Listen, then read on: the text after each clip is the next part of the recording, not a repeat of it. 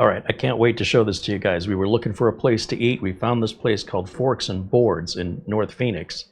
And what makes it so unique is right next door is this place called Gamers Guild. And we thought, oh, we'll have to check that out, after we eat. So we walk over there, over to the Forks and Boards, and we open the door. The first thing you see when you walk in is this gelato bar. Oh my gosh, look at all this gelato, right? But then that's just right as you walk in the door. Then you'd like turn and look up, or rather just look straight up, and then there you see their coffee and energy drinks and teas. And you're like, oh, this is interesting. What else is in this restaurant, And I start to realize, oh, wait a minute. There's the bar, and there's like this nerd component. As you can see, they have bar 2D2 right there at the bar. And you wonder, well, how big is the place, So you turn around and look back the way you came in. On those monitors on the right, they're showing gaming screens. Further back, more seating with movie nights. And then these two buildings are connected into this amazing social gaming area. It's insane.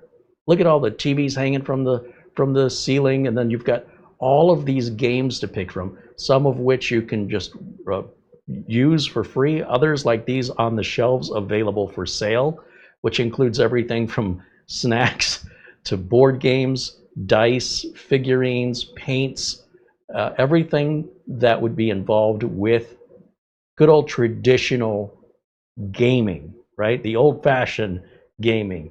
I'm going to go through this really, really quickly because there is so much. This place is so big. Look at this stockpile of inventory of all these different games. And that's just one shelf, by the way. As we come to the opposite end of the wall there, and I just try to pan around and try and bring it all into the screen, it just goes on and on. On both sides of the aisle, more games, classic games, new games, games I've never heard of, games from Japan, games from all over the world, really.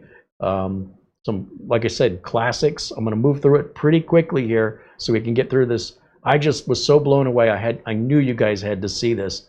This is insane, and it's so big. If we look at that far wall right over there, notice the occupancy is 879 people. It's massive, and the food, it's very affordable. There's plenty to choose from. On top of that, they have a wine and beer menu, and this is subject to change, of course, as they determine. I ordered this popcorn chicken, fries, onion rings. Mara had a Greek salad with no olives. There is my gelato. I had to have some gelato, and I got the cherry almond chocolate chip. And this place is so just fantastic.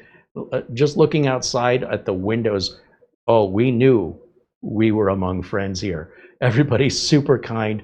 It's very accepting. They're what they call a third space, like home and work or home and school. This would be like a third space. It's absolutely open to everyone, regardless of age, gender, ethnicity, how you identify. You're all welcome here, and this is their website. Check it out, forksandboards.com. You can learn more about it if you found it as fascinating as we did. We will definitely be back again. Down here at the bottom of the site is the address if you want to check them out. And yeah, I hope you do. I don't think you'll be disappointed. We'll definitely be back.